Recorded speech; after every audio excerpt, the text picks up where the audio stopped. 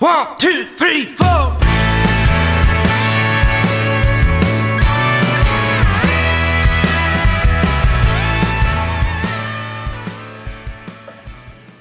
All right, welcome back to Country and Cold Cans. As always, I'm Logan, sitting here with Andy and Kyle. Make sure you go follow us on social media, on Facebook, Instagram, Twitter. Twitter is where we're most active, so definitely follow us there. Smash the subscribe button on Apple Podcasts. Give us 5 stars, a great review. And make sure you go on and follow us on Spotify as well. But today is our special July 4th episode. America. Fuck yeah. Here to save the motherfucking day. Yeah. July 4th, America's birthday. 1776, brother. Cheers to America. Yeah, cheers. Amen. Andy's over here. Cowabunga. Andy's over here with his, he's got natty lights that have red, white, and blue and a screaming eagle on the side. Brewed in America since 1977. But that is peak Americana. Beer, eagles, flags. Yeah, and he's got a Bojangles koozie. That's pure Southeast America. Southeastern America, North Carolina in particular. The real America, as some would say. Well, what about the flyover states? That's more his territory. That's Midwest That's true. Andy. Midwest Andy. That's Andy Midwest. is, I don't know if anybody's ever heard, but Andy doesn't claim the South anymore. No, he's a Midwest stand. He's a Midwest guy now. He stands the Midwest. See, they're also American. They got the Busch Light cans that look like a corn cob because it's corn country. That's America. Yeah, but you're not from the Midwest. Yeah, but their food is bland. What's bland about beef? They don't season it. They don't season it like we do. They don't put that Cajun stuff on their chicken. They don't load that pork You don't down put with Cajun vinegar. seasoning on a steak. And you don't- We weren't talking about steak, you were. I was Yeah, talking but about the South. We were talking about Bojangles. You guys Midwest talking about beef beef. country. Either way. Man's meal. Andy T-bone. wants his man meat. I'll take some man meat, Michael. Speaking of Andy's man meat, Andy's upset because Parker is now off the market. Yes, Andy hardest hit by the Parker Instagram. and Halle Ray Light engagement. Yes. Congratulations, He guys, was by never the way. that pretty anyway. Not that Parker and Halle Ray will ever hear this, but congrats to those guys. We're happy for them. No, they will. We'll get a shout out. Say, sorry, Andy. It would have been more epic if Coletto actually got arrested and he's walking out of jail the day Parker gets engaged. Could be no more fitting for those two. Speaking of Co, though, like, I legit thought he got arrested. I thought it was kind of fake. The way he posted it, because why would he just have a picture of him getting arrested? That's true. I was like, it seems That's a fair. little suspect. Maybe I'm an idiot, but dumb. I was 50-50. No. Well, Could be. It was more believable because a day or two before that he was partying up with Snoop. No, this was the day after. Oh, the day after And so Snoop. when Okay. I saw that, I was like, maybe yeah. he was taking a big baggie of weed. Man, maybe he got a speaking little. of He got popped. It was in Oklahoma. He got a doggy bag. You know what I mean? we can't gloss over the fact that he was hanging out with Snoop Dogg. That's pretty dope. Cultures collide. Yeah. No pun intended. Pun definitely intended. Yeah. But no, that was kind of cool. Snoop's just cool. He's a cool dude, man. He is, man, and he's quintessentially America. He is. He loves Speaking football. of- Loves With football. America's birthday. Yes. Coetzel standing there with his shirt totally unbuttoned with belly hanging out. Yeah. A denim jacket, no undershirt, or was it a shirt or a jacket? Like it was a denim long sleeve shirt. Whatever it was, Yeah. totally unbuttoned, belly hanging out. And he was like, he was in wearing jorts.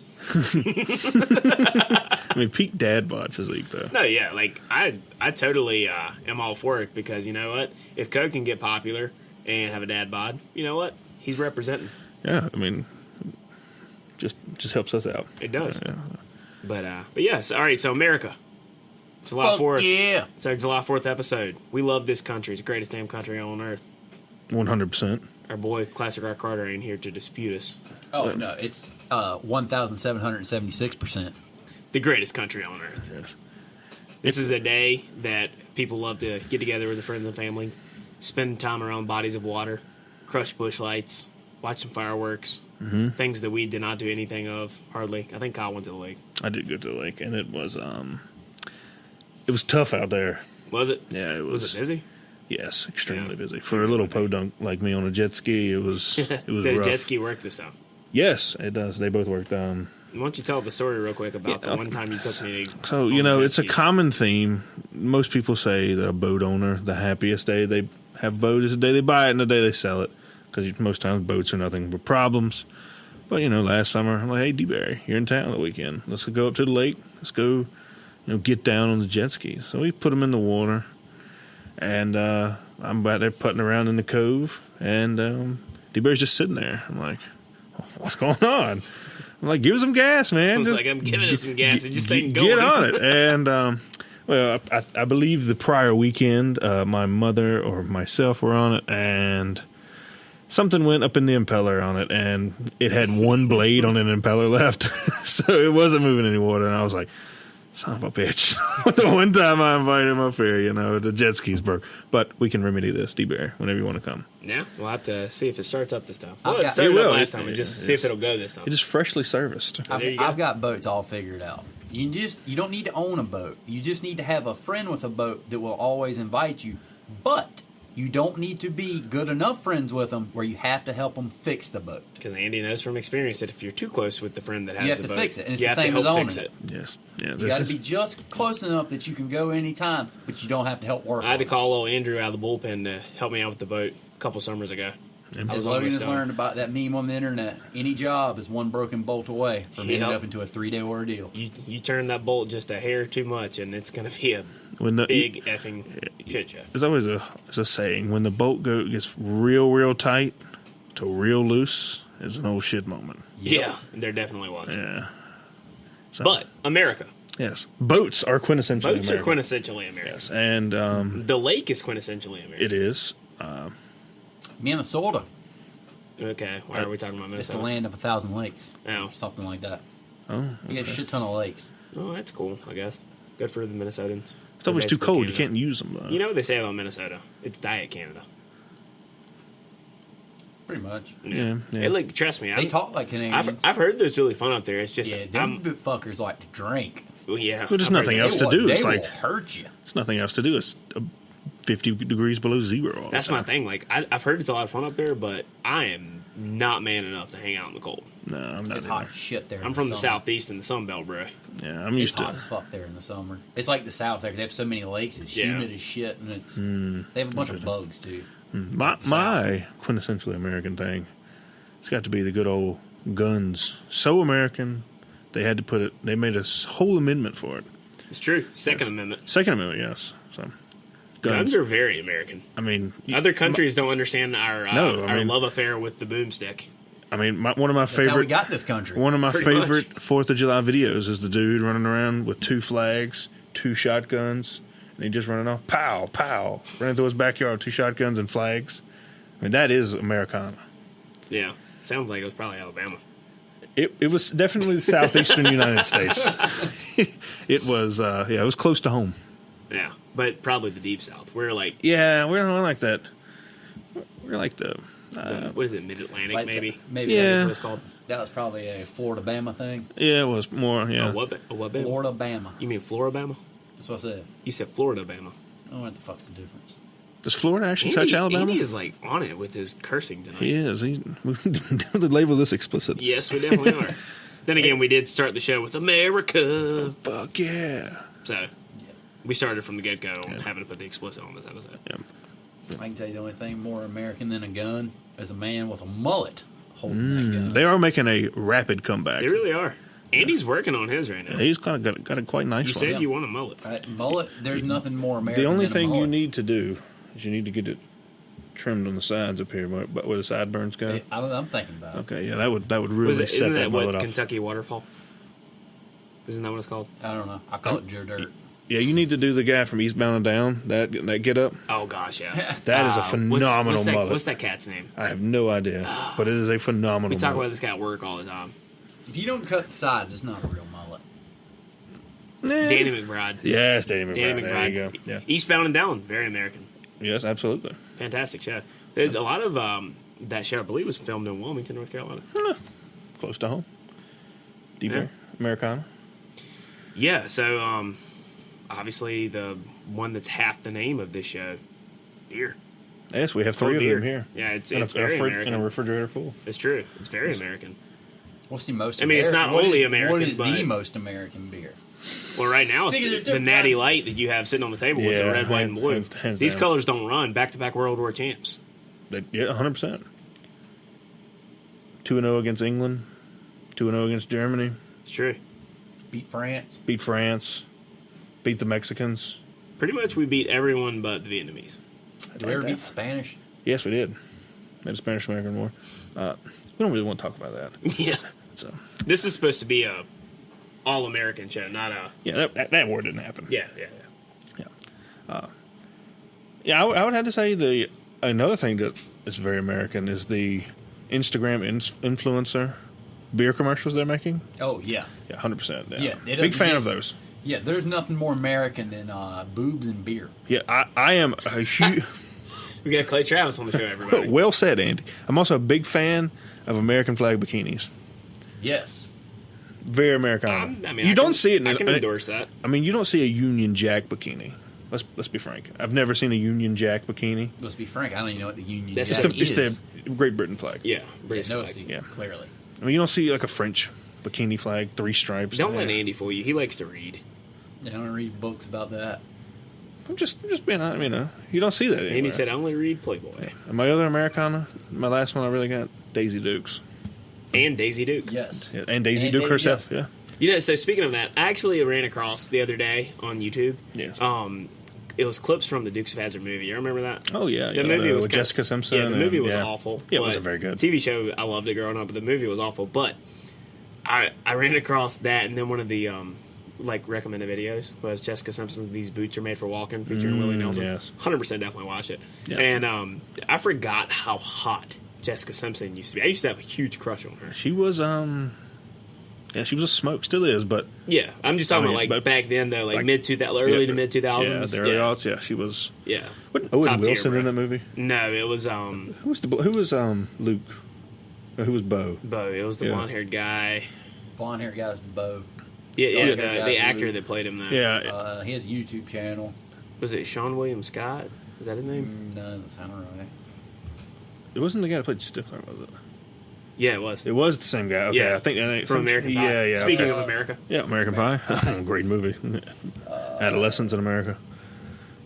Let's see here. Yeah, the movie sucked. John Schneider. John. no, Andy, not in the TV show, in the movie. No, John Schneider also plays. Speaking of another, we're talking about the real Dukes of Hazzard. We were talking about the movie. the 'cause of movie Jessica 2000. Simpson. Yeah, Johnny 2004. Knoxville and the other guy. Yeah, I think it was Two- Sean William Scott, right? Yeah, Wow. 2000, Just Google it. 2004, 2006 era, I believe is when I that think it was movie like came. around See, if 96. you Google Bo Duke. Yeah, but John Schneider is the father of probably the most American icon, Superman, in Smallville. Really He is. interesting. You ever watch Smallville? No, Phenomenal TV show from the early Really? 2000s, yeah. no. I think that another thing that I find quintessentially American is baseball, Yes, yeah, we did. college football, College football in general. football in general. But Yeah. I'm a Southerner, so I'm Yeah, very college football partial to is- college football. yeah, it's college football enormous. tailgates, bro, like 100%. Yeah.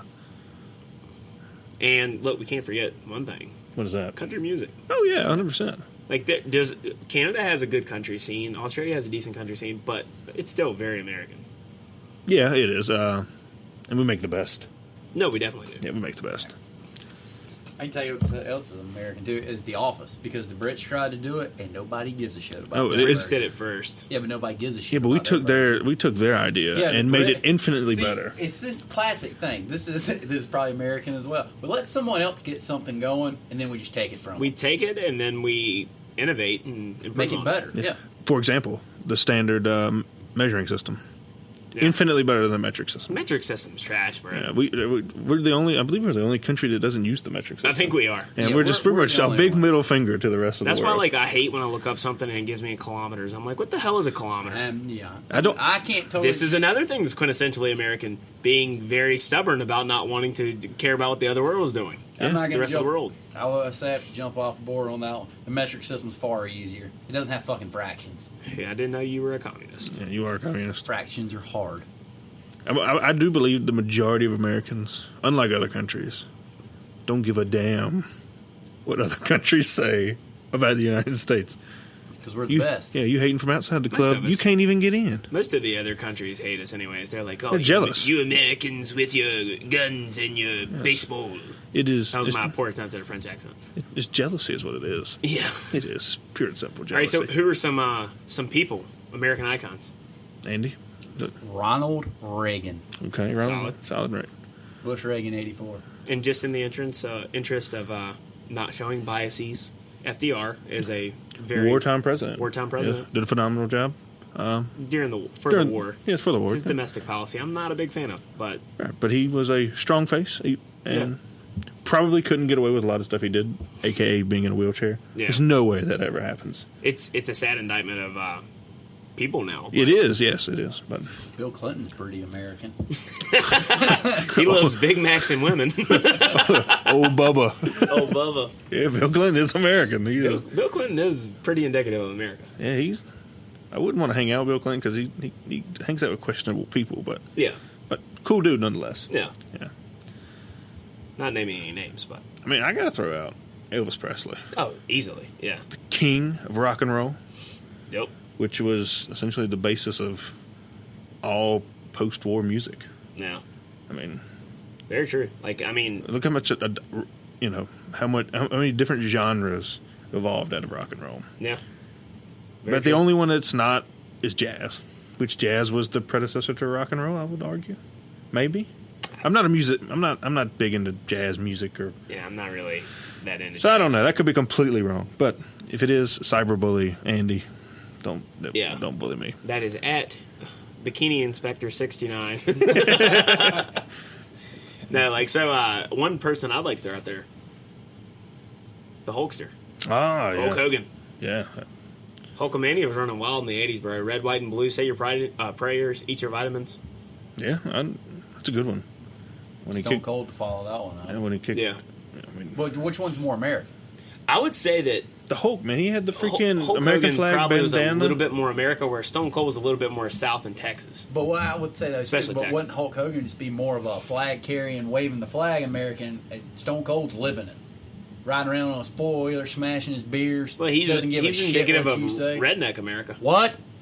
Redneck America. Yeah, I mean, What? jean shorts. Yeah. Yeah, No, I definitely agree with That's Stone America. Cold. Stone Cold, 100%. I'm gonna steal Andy's from before the show. Dale Earnhardt, Dale Earnhardt. the king. Race Hell, praise Dale. Yeah, I got it. Hell no, I don't watch racing no more. Ain't the same since we lost Senior. I watched it today. Well, that's your problem. NASCAR, that's very American. It is. Oh, Yeah, that's It's 100% very American. American. 100% American. Another example of how Yeah. we just took a European idea and perfected it. Yeah. What the hell? I mean, look, we don't need to do all these turns. Let's just No. go as fast as we possibly can in an oval. Stock car racing. That's totally American. Yeah, started from the moonshine business, which is another American thing. Moonshine. Very much so. Making illegal shine from the government. Yeah. Fuck the feds. Yeah, fuck the feds. Andy's on one tonight. We didn't mean that if the NSA is listening. Yeah, true. But who else? Andy, I think it's back to you. A few more American icons before we move into the next segment. Willie Nelson. Very good choice. Very good choice. It's hard to beat the guy that smokes a lot of weed and doesn't pay his taxes. There's nothing more American than hating taxes. It's true. Taxes are the worst. We've literally fought a war over it. Yeah, because the government steals our money. Taxation is theft. Yeah. D-Bear? Waylon Jennings. I'm just going to cap off this little trio. Johnny Cash.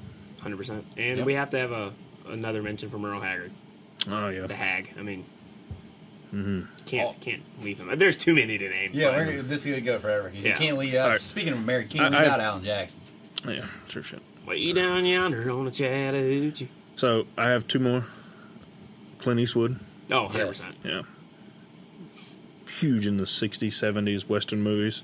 My mother was conceived at one. At the 80s? She was. Yes. Really? Yes. Do you think your mom's going to like you telling that story on here? She doesn't care. I mean, Okay. my grandma was a high school senior. Okay. Pregnancy. There's no secret. You can just do math. She was 17 when my mom was born. Yeah, it wasn't Dirty Harry. I can't remember the exact movie. She knows the movie, but it was at a Clint Eastwood movie at the drive-in in Gaston, North Really? Carolina. Yes, Really? it was. So Clint Eastwood. Without him, I wouldn't be here. Well, I think we need to name the number one thing that's the most American. What is that? Freedom. Hell yeah. Cost $1.05. It ain't free. It ain't free. And, you know, $1.05. shout out to all those men and women that died in the cause of it. That's right. Hell yeah, brother. All right, so jumping into our next segment. All right, Kyle, want to take it away? Yeah, so this came through my Spotify recommended. As we all know, and I have said on the past pod, I am a Stained, the band, or Aaron Lewis defender. And I know there's some irony there to people I'm a say. Stain fan. Yeah, well, I know there's some irony. People are like, oh, you listen to Aaron Lewis unironically. Songs. Yeah, well, I am a huge Stain fan. But he just dropped a song in honor of July 4th. Well, I'm assuming that because you don't just drop it the day before with a politically charged song like that for no reason. Or with an American flag album, artwork. And I'd like to get your guys' thoughts on it. If you want, D-Barry, I'll just go ahead and give mine. Yeah, sure. Okay. So, I think the song is it's good. I think he lays it all out there to what he thinks of certain things going on. And if we're just going to be completely down the middle here, people, if you disagree with it, you shouldn't get mad because if BJ can sing the Better South, is it Better South? Yeah. Better South on the latest American Aquarium album, or whoever else can make their songs about. I think a better example would probably be Andy. What's the guy's name? Will Hogue. Oh, His God. entire record he did where he just bashed anybody with a right-leaning perspective. Right. Because BJ's song was a little bit politically charged, but it wasn't so much directly political. It just Yeah. was politically charged, but it was more about, dealing with, more social issues. Right. Whereas, Will Hogue literally has a song called Nikki's a Republican Now. God-awful album. Regardless of whether or not you agree with what he's saying, it's a god-awful album. Yeah. But, yeah, it's probably a better analogy. Okay, fair enough. But if you're entitled to make that song, it's a free country, as we elaborated in this pod. He has a right to voice what he thinks is going wrong in the current political environment. There's a couple songs, lyrics, or verses in the song that I tend to agree with. Some that are kind of cringe to me, but overall, I'd give it it's a good song for me. Yeah, I didn't hate the song. No, I enjoy the song. There are some things in it that I agree, some that I don't, but in general, I'm kind of totally understand where he's coming from, because I will say I laughed out loud at the line, "Am I the only one screaming what the fuck at my TV?" Yeah. I did too. I mean, regardless of your political leanings, we've all been there. Yeah, there's enough in the past year to make both sides 100%. scream at the TV. Yeah, but my whole take on it is, if you have a problem with him putting out this song, but yet you defend, Jason Isbell or even BJ or Will Hogue or whatever, excuse me, independent artist, which has a obviously left-leaning perspective. If you cheer them on and you get mad at people for telling artists to shut up and sing, but yet you're telling this guy to shut up and sing, you're a clown. The reality is, even if you disagree with it, you can just not listen to it, or skip the song, or just not listen to that artist. But the reality is, he can voice his perspective if the people on the left can voice their perspective. That's the way I look at it. I disagree with a lot of these artists on a lot of different things. I don't want to agree with any of them 100%, but I still listen to the music and the songs that I like. The whole shut up and sing crowd on both sides of the aisle, because they definitely exist. It's not just people on the right.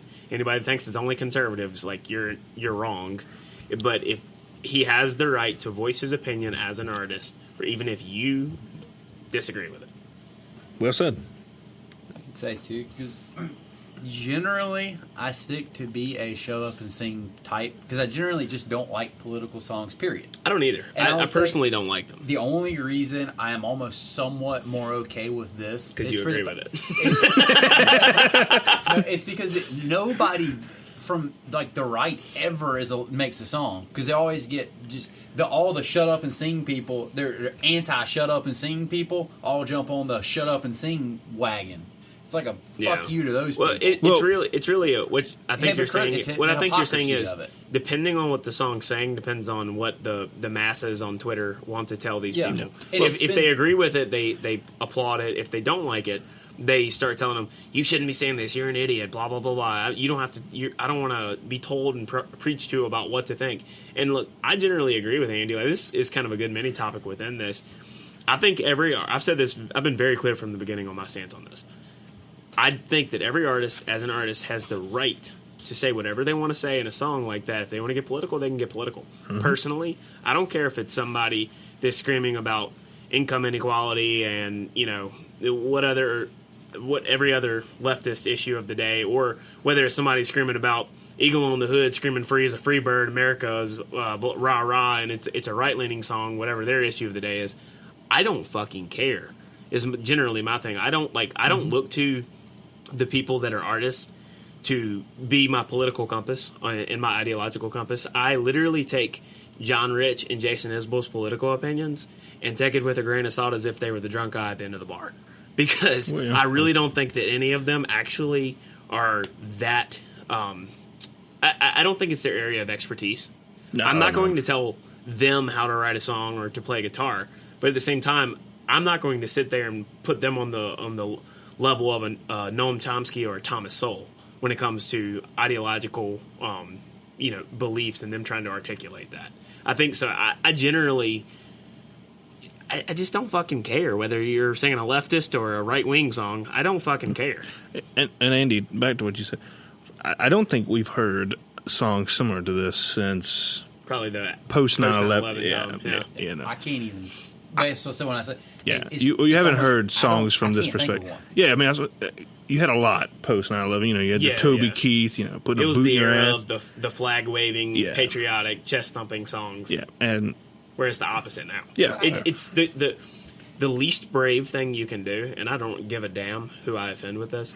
The least brave thing you can do is sing a left-wing song in music now, because from Rolling Stone on down to Pitchfork on down to almost any other blue check mark on Twitter, they're going to tout it and say this. They're speaking out and speaking truth to power, and so brave. This is so brave. It's not though. No, like the not. majority of the people, it's an echo chamber, man. It's just like the same clowns that listen to Sean Hannity all the time and act like he's speaking truth to power. It's not. Like reality is, you're not brave. You're just not. But you have the right to speak your mind, and I support that. I just may not listen to that particular song. I'm not going to ever cancel an artist. If I like the music, I like the music, man. I'm going to consume the art. I just may not always listen to that song.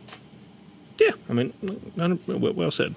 And but there's some good good lyrics. I like the lyric where he was like, I'm still the one that gives a damn about his kids. Yeah. I'm sure there are thousands of parents that are looking at the current climate worried about what kind of world their kids are going to grow up in. And that's a universal theme, because I guarantee you that a lot of the people that think that America's saved and the adults are back in charge, as I've seen on Twitter many times, they were the same people that would have resonated with that line from a different artist 4 years ago. Not even that, just 2 years ago. 6 months ago, yeah. Whenever the Orange Man was back in office. Yes, they were. Yeah. I mean, when 45 was there, they definitely would have been a little bit more, I guess, saying that, yes, this is true. I'm so worried about the future. Now it's just flip-flopped. It's cyclical, man. It's cyclical. 100%. It happens every time. Yeah, and then, I did laugh at the end when he was like, get sick when I hear Bruce Springsteen. It's a straight shot at just political events. Yeah. Because anytime you turn on the news and there's Joe Blow political rally or whatever, they're always playing a Bruce Springsteen song at the end of it. And a lot of times the people that are playing it are people that Bruce Springsteen would not agree with politically. It's the funniest thing since July 4th is when I hear someone play Born in the USA on their boat at the lake, and they don't hear anything but the hook of the song, and I'm like, dog, I don't think that means what you think it means. Yeah. So I enjoyed Classic that music listener. Yeah. I enjoyed that little shot. Yeah, I enjoyed the little shot at the end. But yeah, no, I agree with you, man. There are parts of it that I like. Parts of it I think are a little cringy. But at the end of the day, this isn't going to be a major chart topper. You and I were talking about this last night in private. Not going to be a major chart topper. It's not going to be something to move the needle. Look, I'm not sorry to offend the artists out there, but your music, when it comes to political stuff, doesn't move the needle in one way or the other. It just creates an echo chamber of people that already agree with you, and then it pushes people that disagree with you even further. If you want to put it out, by all means, man, I will always support you in that. But you're not moving. I might not support you, but you can do it. Well, I support your right to do it. Yeah, I'm not going to be against you, but I'm not pro. Yeah, but the reality is you're not moving the needle. You're not making anybody change their minds and rethink some of their deeply held convictions on whatever policy that you're advocating. The reality is you're an artist. You make good art, but you're not being some political... No, this is a hand-wringing song to people that already agree with everything. It's 100% what it is. Yeah, I mean, it's just a rally around the flag which is moment. fine. Yeah, I mean... I actually don't mind a little bit of flag waving music here and there, because I think that No, it's a perfect time to drop it. I mean, sometimes we need a little bit of rah-rah. yeah, of course you do. I mean, look, just to be 100% honest, there's the reason he dropped it is because it's July 4th. No, it's 100%. If this song drops in August 12th, Yeah, nobody's going to care. Yeah. what? Yeah. I mean, there was a reason this was dropped. I mean, Yeah. But no, I don't personally like have an issue with him releasing it. no, and I am an Aaron Lewis defender, so I just wanted to get you guys' thoughts on it. Yeah, I did find the Springsteen line very funny. It was hilarious. Just because I know a lot of people that are like that. Like, I personally am still going to listen to Springsteen, even if I disagree with him on some things, Yeah. because it's the boss, and he's one of the best American songwriters, Yeah. one of the best American rock artists. But, like, I do know a lot of people that are like, you know what, I'm not listening to Springsteen anymore. I'm like, did you ever think he didn't, that he ever was conservative? I was like, he never was. Oh, no. I mean, and look, there's always, as we've said on this podcast, sometimes just separate the art from the artist. Exactly. You don't have to.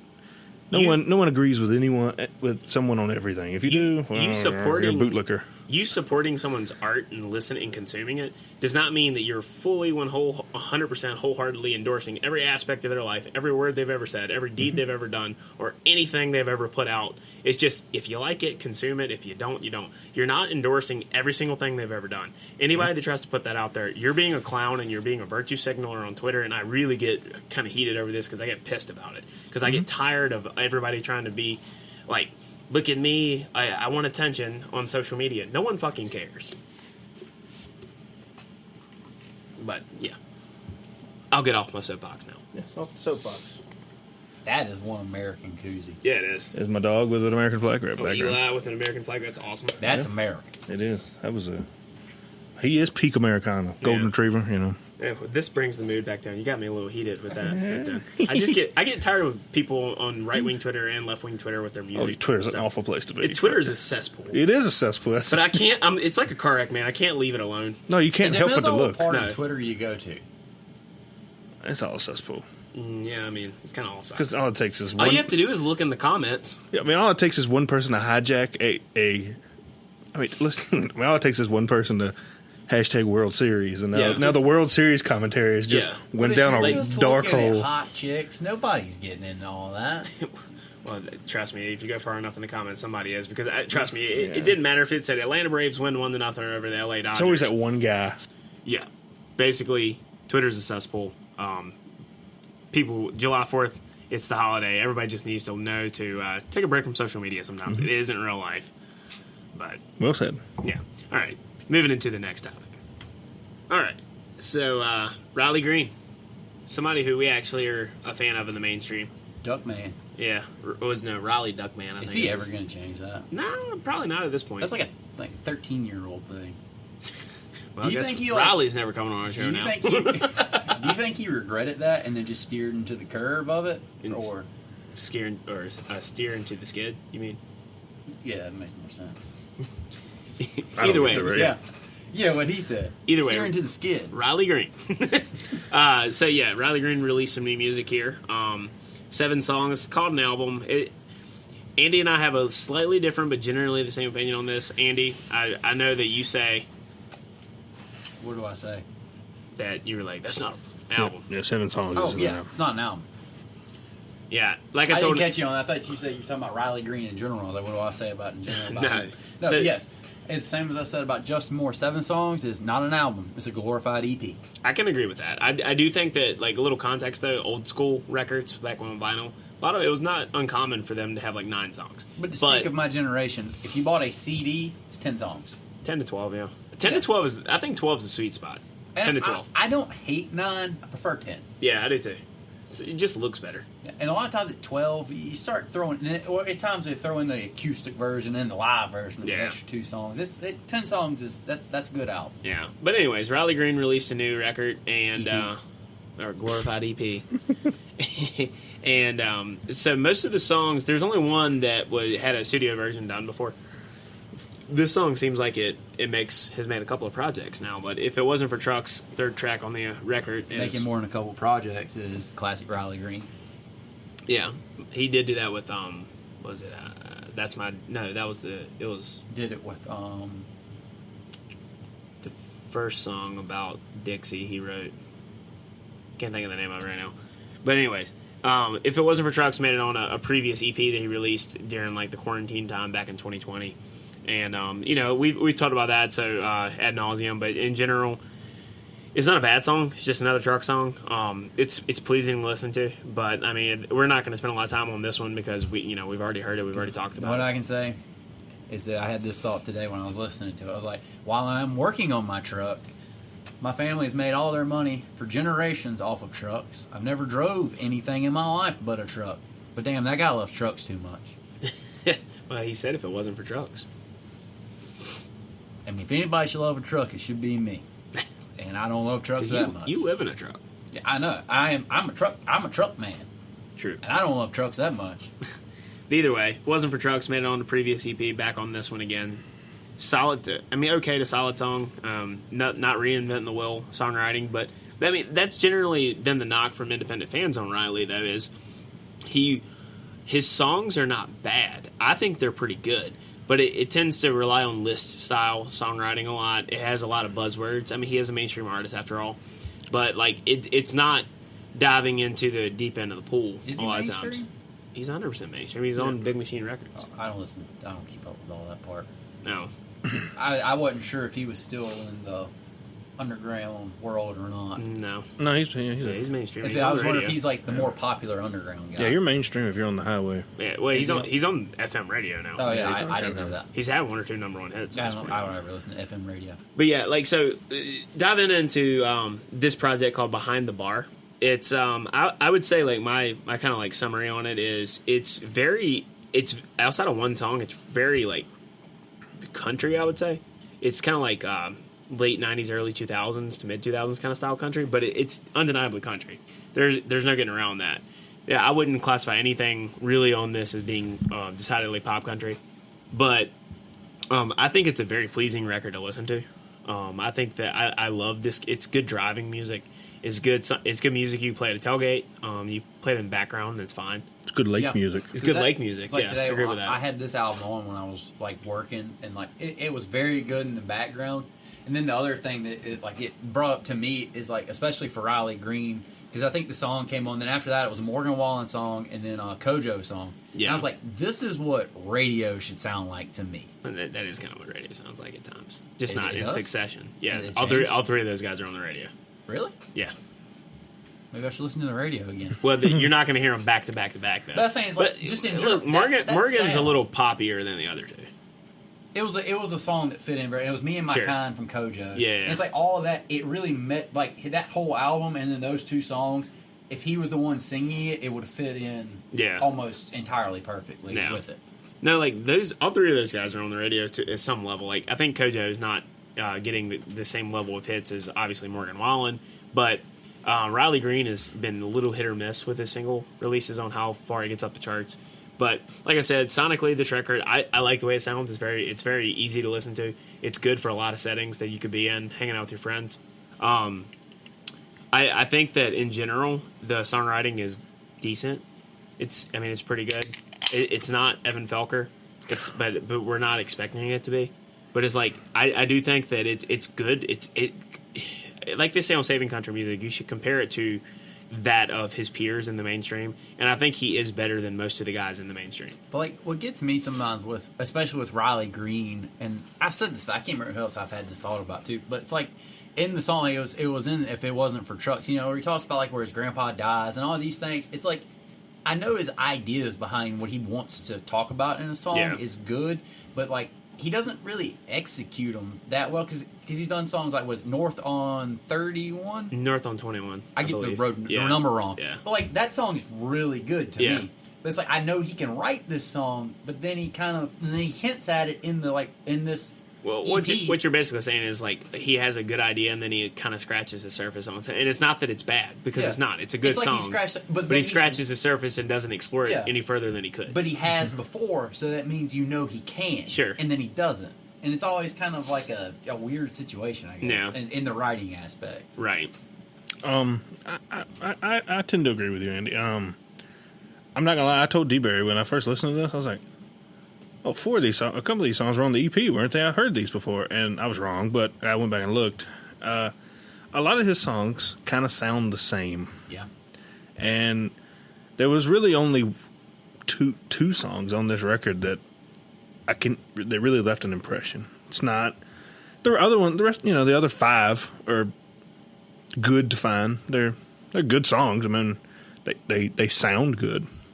They have a lot of them are just kind of generic to me.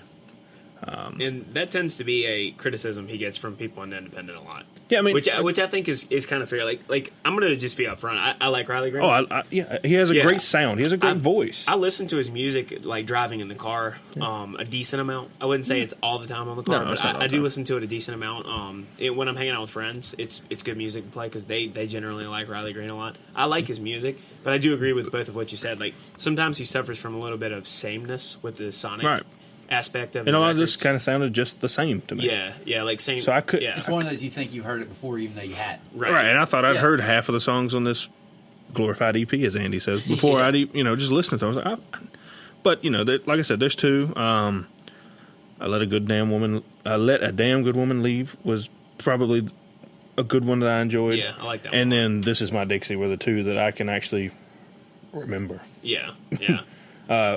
And the criticism that a lot like that you have levied is that a lot of his songs he doesn't fully execute the message of what he's trying to say. That's My Dixie is a very well executed song. Yeah, I agree. I think he gets to what he's trying to say.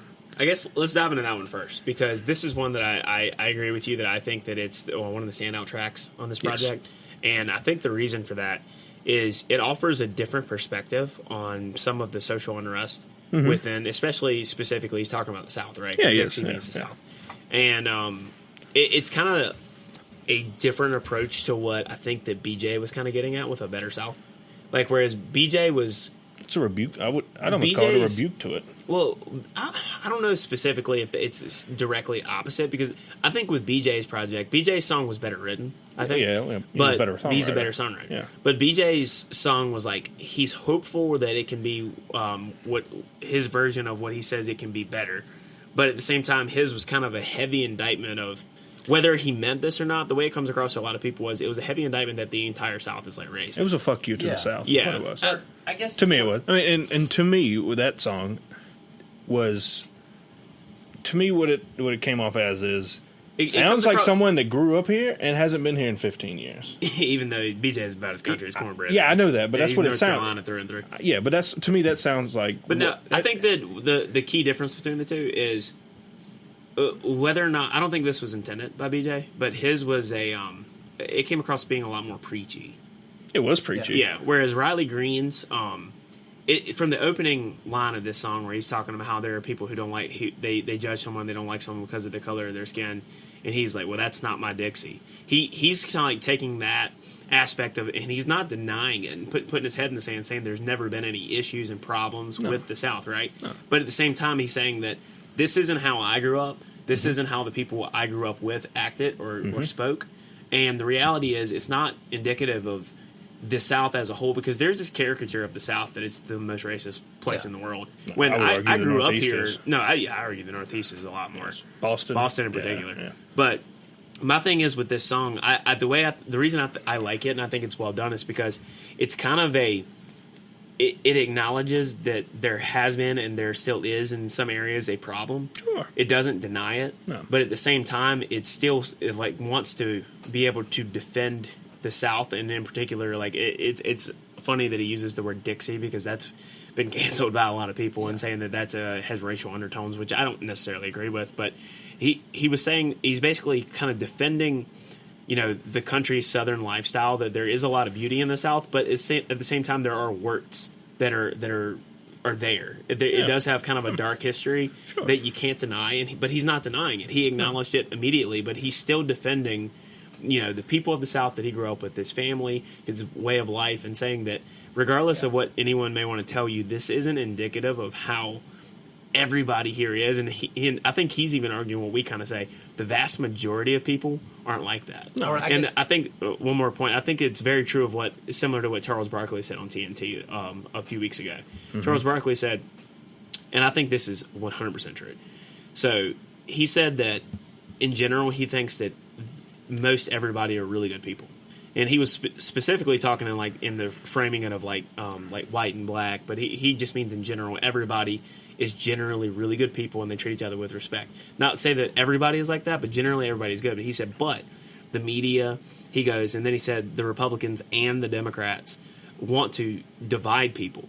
They want to make everybody, they want to kind of cause this unrest between people and cause division and cause like racial tensions to rise because they want the problem to be there, but they don't want the solution to be there. They need the problem, they don't want the solution. And I think that this song is kind of like indicative of a lot of what it's echoing what Charles Barkley said, which I think is more true because in our day-to-day lives, if you talk to most people out there that don't spend their time reading Twitter all the time and being told one thing or the other that are diametrically opposed, in day-to-day life, most people are not like that. Most people are good to each other. Most people, they may not be perfect, but most people are good to each other, and they treat people with respect. Sure. And I think that's the underlying message about there has been and there still is some problems that can be fixed and it can be improved, but at the same time, the overall amount of people in the South, or as he's saying Dixie, he's like they treat people with respect. He's like, and it's about more than what you're being told by the news. And I think that's where he says, that's my Dixie. Or what I would say, too, is basically kind of what you're saying, is like the media is painted out to be someone that, like, what Dixie is this stereotypical bad thing, and someone says, oh, I'm proud to be Southern. That person is a stereotypical this. And Riley Green is saying he's proud to be Southern, but he's like, that's not what I'm talking about. Exactly. That's not my Dixie. Exactly. I'm proud to be Southern, but if you just said that alone, what the stereotype is painted out to be is like, that ain't me. That's not what I'm talking about. The media framing on a lot of things by a lot of people who've barely spent any time, like even if they grew up here, a lot of people writing these articles with blue check marks, as soon as they turned 18 and went to college, they moved out to one of the little echo chambers in LA or New York. And I think that's why he specifically used the word Dixie. They haven't, they don't actually have the finger on the pulse of how things actually are on the ground. It's like they've painted out Dixie to be this stereotype, and he's saying that's not what we're talking about. It's like, you're not getting what we're talking about. This is what we're talking about, and you're painting it out to be something else. Something way worse. Yeah, he was saying like that aspect of the bad things. He's like, that's not my Dixie. But then he gets to talking about the good aspects and how people treat each other with respect. He's like, that's my Dixie. And I think that I like the way he did that. I appreciate this song. I generally agree with this song, and I think that it says something coming from an artist on a mainstream record that actually put out something that actually has a little bit of teeth to it. Yeah, it actually says something. It's not just about beer, trucks, and girls, even though we all love those things. Which is there's quite a bit of that in this EP as well. It is. Yeah. But it's a good mix too. I would give that to I had a friend text me this when this record came out, and I think he's 100% right. He said that he thinks that track 7, That's My Dixie, is like the heart and soul of this project. It's the one that has the most to say, and is the one that I think it could be kind of a resonating message for a lot of people if they were to listen to it. Well, I other than the first verse that he talks about, color of skin and whatnot, you see a lot of times the people. This is not something that I necessarily agree with as a Southerner. You see the heritage, not hate thing with the Confederate flag. I don't really get the Confederate flag thing, but that's whatever. To each their own. I think one of the verses in here is probably one of the most well-articulated defenses of that, where he says he wants to honor the ones that came before him. Yeah. Which... And see, I'm not so sure he's directly pointing I'm not towards just that's people. The way I interpreted that is because the song is about Dixie. Yeah, but see, everyone... And I'm not saying... This is my pushback on that. See, I get your point. I can see where people... I'm not going back to the Civil War. I'm just talking about... Just people before him. Yeah, a long line of this is the way we live here, and we're proud of it. Because, like, for instance, Riley's very close to... I think both his granddad's names were... one was Buford and one was Lyndon, I believe. Mm-hmm. He talks about him a lot in interviews, and I think that was his kind of, like, nod to the people that taught him how to be who he is. Yeah, we're like 8 generations. I'm not saying, to the Civil War. I'm talking about, grandparents. Yeah. This is, they... And he obviously loves his grandparents. Right, as we all do. Yeah. And, like I said, they grew up slow, I kind of hinted at the Alan Jackson Small Town Southern Man. Yeah. That way of growing up, and it's just something to be proud of. I mean, it's where you come from. If there's people that grew up in the Northeast from Long Island that are extremely proud to be from Long Island. Yeah. I don't think there's anything wrong with being just as proud that you grew up in Georgia somewhere. Yeah. And, that I think that is just a well articulated point. He just wants I to agree make with the that. people that he's came after proud and continue on certain Yeah. traditions. I agree. I don't with know that. if Riley Green would agree with people that grew up in Georgia. He has a He's from he has an Alabama. epitome for I was just He picking- doesn't like yeah. Georgetown. Georgetown. Yeah, I was just he don't picking the like state of Georgetown. Georgia Yeah, no, as that a brings deep up bad South memories. state. I agree with what you're saying though, because I do think that I challenge anybody that's listening to this that may be kind of be off-putting by anything that we may have said about this or anything we've said about, especially with the term Dixie. Just listen to it. Give it 2 listens. Like, if you really feel frisky, give it 3. Like, really give it a shot and check it out, because I think that what he's saying is important. And I think that if people are going to have statements about social things that are like social issues that are going on, I think it's important to be able to not close yourself off. And I say this to people who may not want to listen to A Better South. Give it 2 or 3 listens. Give it a shot, because it's important to get out of your preconceived notions and your echo chambers to be able to listen to people with different perspectives about, a similar region. And I think that even though I think that song was written in an echo chamber, but that's just my opinion of that song. To a point, like to what you're saying too, is it to move on a little bit from this song, but like and That's What I've Been Told. That's kind of what that's more so what Dixie is. I mean, that's more so Southern values. I mean, that's what it's like growing up in the South. yeah, you talking about That's What I've Been Told? Yeah, that song. Another standout track in my Yeah, opinion. that's why I was gonna move that. But that's also kind of what you're saying though, is that when he's talking about Dixie, the lyrics of that song is a lot more of what he's talking about. Yeah. It's like where if both like- the people haven't shook hands, it ain't sold. Handshake deals.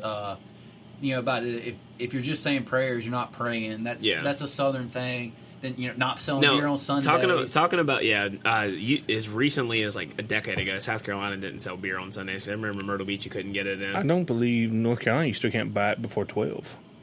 Unless the brunch bill passed. So I think that Oh, now, okay, the brunch bill did pass. Okay, Yeah, but now so you can- gas stations are different 2 still, to 8. I think correct? gas You stations. can't are buy 2 to 8, right? And ABC stores are still closed on Sunday ask me how I know in that. the South.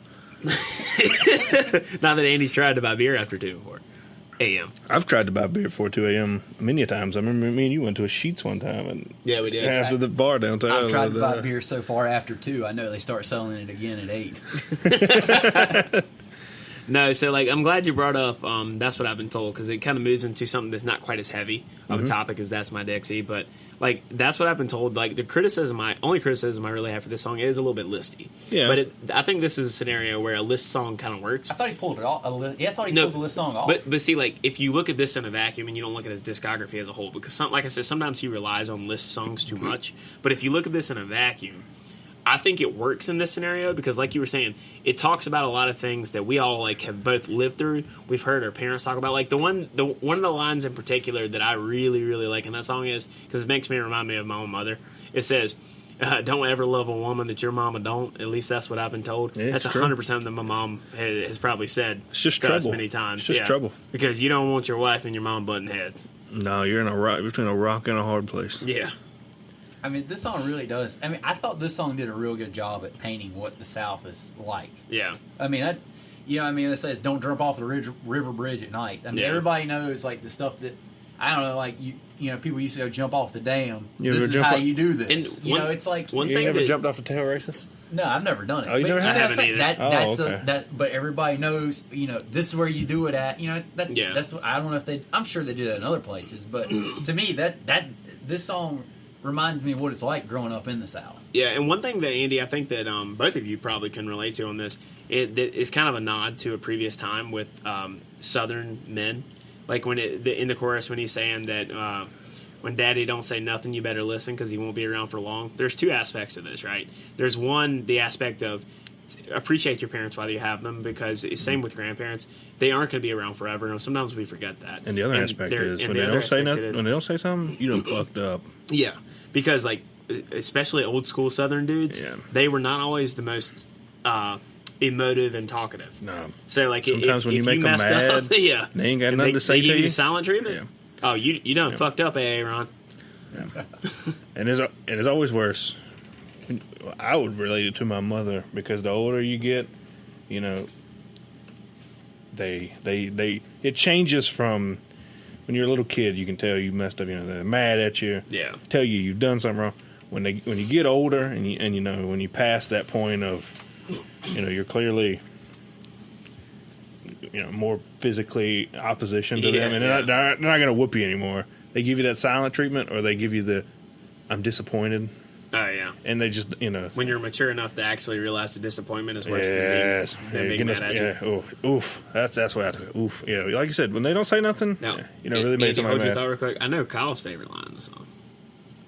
What is it? You know what I'm talking about in the first verse. It says, her girls don't like a kiss that tastes like skull. Yeah.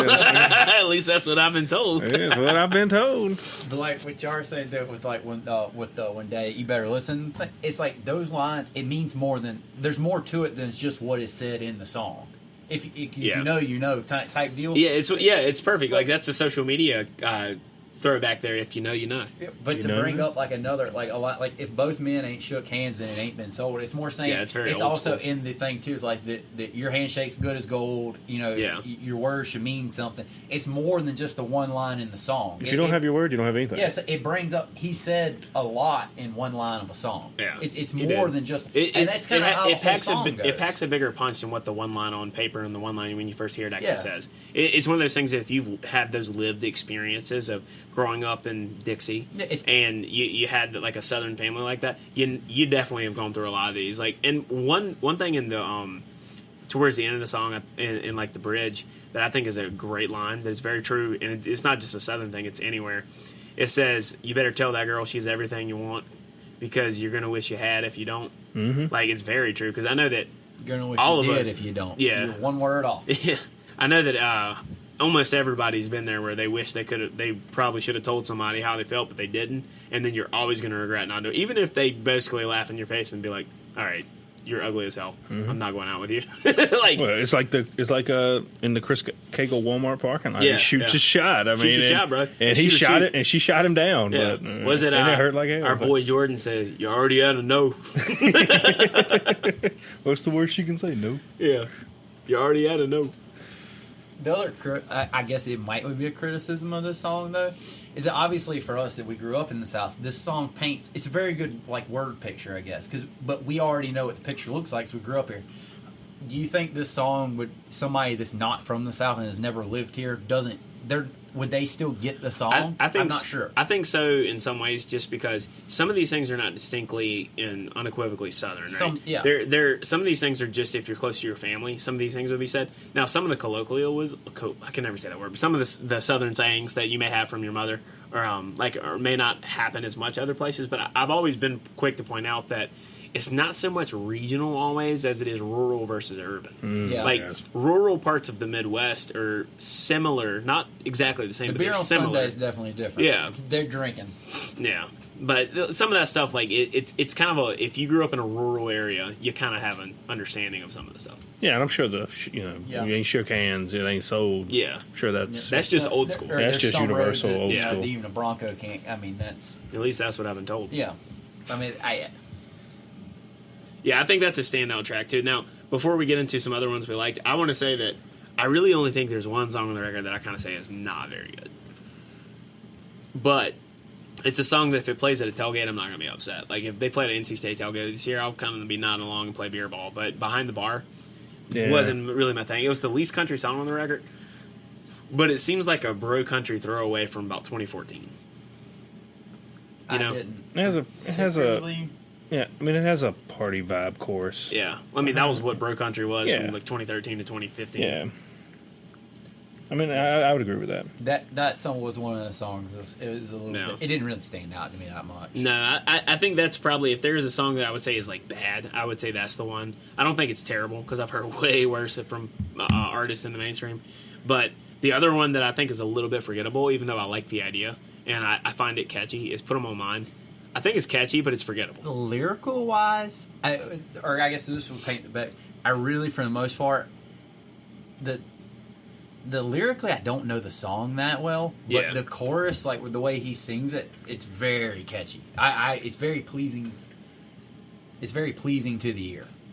No, yeah, Andy, I definitely agree. I do think that while I think that song's pretty forgettable, and it's a little generic in some ways, but the chorus is very catchy. It stood out to me. Yeah, I love the hook. I love the hook. Almost the "put 'em on mine" and whatever Yeah. he said. I don't even know what he says next. Yeah. but like that is in my head when I think of this. I think it's a catchy song. I don't think it just stands out relative to some of the other efforts on the project. I don't like the lyrics. Is just I just don't really like songs like that. Yeah. Now, one that briefly I'll mention that I really liked, and I first heard this song when he was doing his Golden Saul series. I think it was what it's called during quarantine. He was doing it down at his hometown in Alabama. He brought some of the co-writers and some Where of his... is he from in Alabama? I don't know exactly. I know he's Roll Tide man. I'm assuming.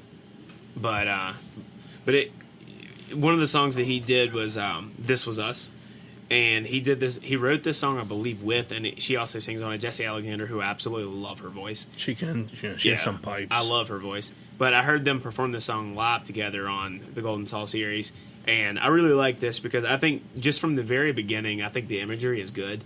Like the very opening to the song, he's like, "There's a dive bar in Daytona with a couple of names on the wall, right between Go Gators and an old phone number for a good time call." Yeah, like that's good country imagery. Yes, like that's kind of indicative of SEC country. That's dive bar imagery. Yeah, of like SEC country where he's talking about. But I don't mean country as in like country. I mean like country music. Like that's what country music is. I mean like the stuff wrote on the walls. Yeah, it's painting an image of a dive bar.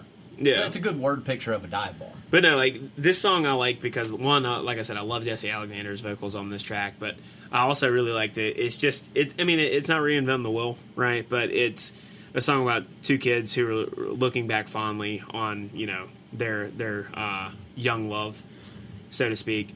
But I think it's a very enjoyable song, and I think the imagery he has on this song is really good from a songwriting perspective. But that was one I really liked a lot.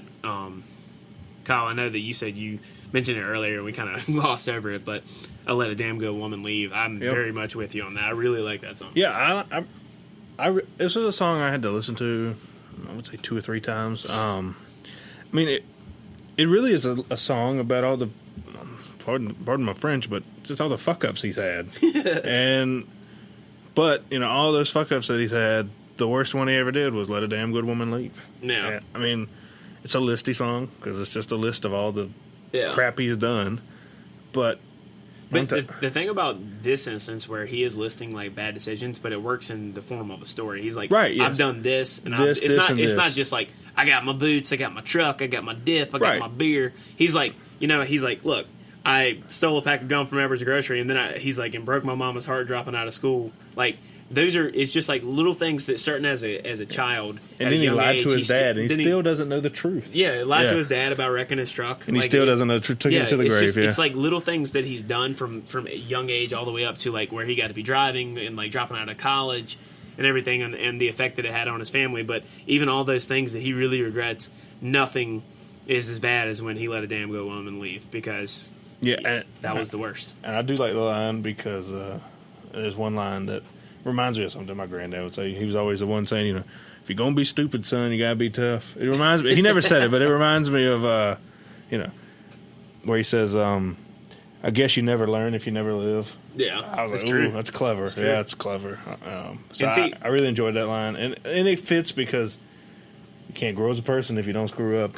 Very true. I think that's true, and it harkens back to it's similar but not exactly the same as to like Jason Isbell's song "If We Were Vampires." He says in that song, sometimes maybe death is a gift, because basically that song's about if we didn't have a finite amount of time, if we didn't have a finite... I don't know if this is a good comparison to compare that song to this. If you let me finish the analogy, it'll make more sense. Damn rude, Andy. Asshole. But you're going to have to pull a rabbit out your ass to make this one work out. Well, let's wait and see. Let's see. Call me Houdini, bitch. Ooh. But he said in that song, he's like, maybe death is a gift, because that song is basically about that the only reason we appreciate the relationships we have is because there's a finite amount of time and we know it doesn't last forever. If it lasted forever, we wouldn't actually appreciate it. It's the same thing here. The only reason that he knows that the good things in life are worth holding on to is because he screwed up so many times. Yeah. If you don't have some lows, you don't have highs. As Chase used to say, you're not going to have any highs. That's true. So in this instance, he knows that because he's had some good moments and he's had some bad moments, but he knows the very worst moment he's ever had was letting that damn good woman leave. He let that damn good woman leave because he had it here, man. He didn't appreciate it at the time, but he knows now because he has the low. He knows that he let her walk, and he should not have let her walk. Don't want no rabbit. Andy, you sometimes say nonsense. I think he did a decent job. That was I think it's pretty good. relatively. Articulate. But I wouldn't say articulate, but it was a relatively accurate analogy. The analogy might have worked, but what Jay Isbell was saying in that song is that's bottom shelf, top shelf. Again, you're making it seem like I'm comparing Riley Green's songwriting prowess to Jason Isbell, which was never the case. Whatever you say. And I would argue in the song. Andy's like, "What the hell? You're trying to tell me that you think he's just as good as Jason Isbell?" Like, nah, that's not what I said. I don't know what you're talking about, but that ain't my Dixie. I don't even know what that's supposed to be in I there. don't either. That made no sense. For me, this song kind of glossed over it lyrically, but I can say, like, the title of the track, the way he sings the title of the track, to me, that's Riley Green, the best vocal way that he sings. That didn't come out very good either. But You're saying vocally he sounds good in this song. and the way he sings that title, to me, that's Riley Green at his best, I guess. Yeah, is what I say. yeah. I love the way he sings like that. That's something that people do criticize Riley with sometimes. And Riley himself, like, is the first to admit he doesn't have the biggest range as a vocalist. he's right? good at what he does, But though. when he sticks to his sweet spot, he has a very pleasing country voice to listen to. He's good at what he does. And like I said, me and D-Bear have talked about this off air. One of the arguments that me and Andy, I think, have agreed on more than D-Bear has is if you don't have the most lyrical vocal talent, but you sing to you sing to your strengths, you can be a much better artist than if you're out here. Yeah. I definitely 100%. If you're out here, instead of being like Eric Church on his rock album, Yeah. where he's trying to just be Freddie Mercury Or when 2.0, he's sitting there and and he's like, "Oh yeah, Chattanooga Lucy." yeah, it's Yeah, not when he good. tries to do that, like, it's falsetto. not. It's not good. We don't care Stop. how like technically good it is. We care No. about how good pleasing it is to the ear. Yeah. Yes, no, if yeah. you just It's about knowing your limitations. yeah, if you stay in your lane Yeah. and you sing to what makes you sound good, Exactly. George Jones made a career of it. Yeah. My thing is people have said that Not about having much Riley Green. range, but No, he's, that's just a trash man. Like people have Okay, said that well, about yeah. Riley Green. Like I never. No, I've never I'm saying heard that Like, or sometimes about what, sometimes he gets a little criticism for not maybe being the most dynamic vocalist, but Riley Green doesn't try to be a dynamic vocalist. his Like, vocals are great. they're not. but he great. stays in I a think range. he's great at He, what stay, he he does. stays in a range. You literally have a low bar if you say Is he's what a I mean. great As in vocalist. pleasing He's to a- the ear is what I'm he's referring to. He's a good vocalist when he sticks to his sweet spot. At no point is he a great vocalist. A great vocalist is Ronnie Donner, Chris Yeah, Davis. I don't know about all of that. Like, I'm Yes, saying it's in Freddie pleasing Mercury. to the ear. Great. Yeah. It's- Whitney Houston. His Whitney, voice yes, is 100%. extremely pleasing to the ear. No, As good I as agree with anybody. that. I agree with that. That's where I don't. That's where I guess for me is I don't understand all the technicalities of it. I'm an idiot when it comes to vocals. I Well- barely understand English. I can barely speak English, so here we are. I mean, the last thing that my real thoughts on the song is the moral of the story is all his screw ups, but he does say a few times, "I've blown my last chance more times than a few," and I think that is a defining characteristic of the woman he's singing about. Because I mean, let's face it, us men, we're incredibly flawed. We make screw ups. And if you don't have Women a, do too. yeah, of course they do. But if you don't have a good woman that's willing to forgive you every now and then, is she really a damn good woman? Might be a hot take, but That's okay. Yeah. Wait a minute. Repeat that question. I Okay, want to make so I'm sure. saying- I don't want to put myself on the hot seat. I said, no. I think that might- So yeah.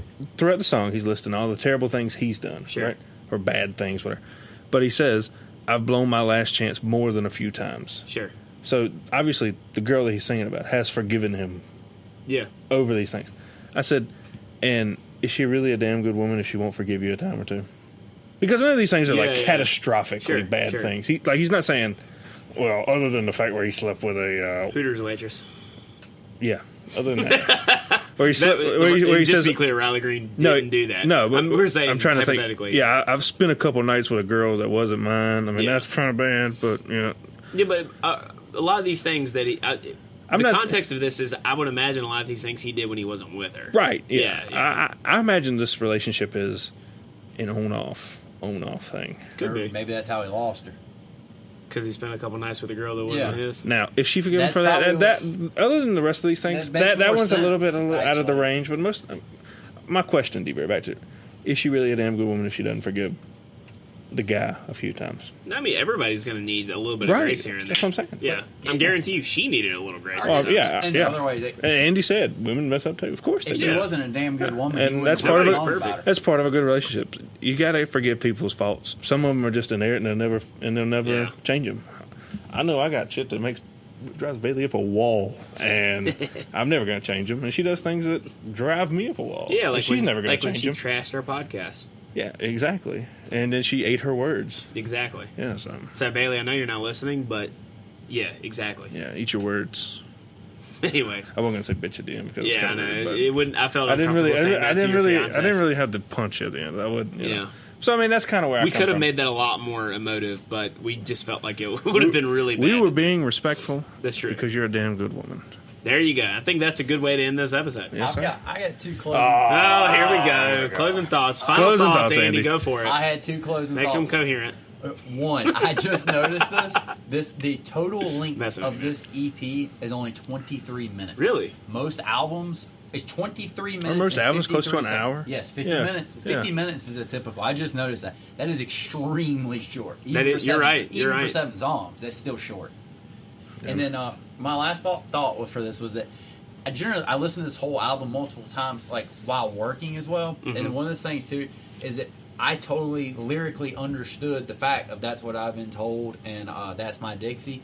I would say that probably says something about those two songs for the fact that I was also preoccupied, And you and still those got two it, songs stood out to me lyrically, not just sonically. Yeah. I would say Well that, said. I can say I something think well that's a good about Riley point. Green. Well said. Yeah. I think that's a good point because it was something that it had something to say, but it was also easily digested. Yes. Yeah.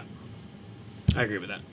But, all right. Well, happy July 4th, everybody. Oh, yeah. Raise hell, praise Dale. Greatest country on earth, the United States of America. America. What Fuck was yeah. it Creed Bratton said that time, Andy? He was like, yeah, I got it now. As Creed Bratton would say, I've already won the lottery. I was born in the U.S. of A., baby. Amen to that. Hell yeah, brother. All right, so for this July 4th episode of Country and Cold Cans, I'm Logan, sitting here with Andy and Kyle. America's awesome. 1, 2, 3, 4.